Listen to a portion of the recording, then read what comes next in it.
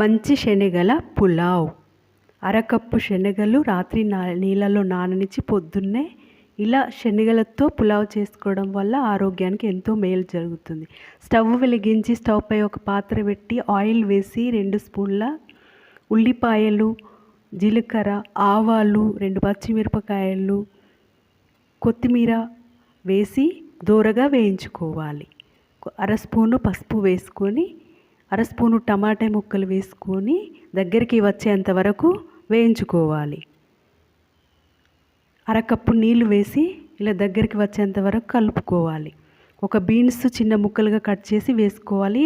Cup శనగలు వేసి దగ్గరికి పడేంత వరకు కలుపుకోవాలి. అర స్పూను గరం మసాలా, ఇంట్లో తయారు చేసిన మసాలా వేసుకోవాలి. ఒక కప్పు రైస్ వేసుకోవాలి. మనం రోజు ఇంట్లో తయారు చేసుకున్న రైస్ వేసుకొని కలుపుకొని 2 నిమిషాలు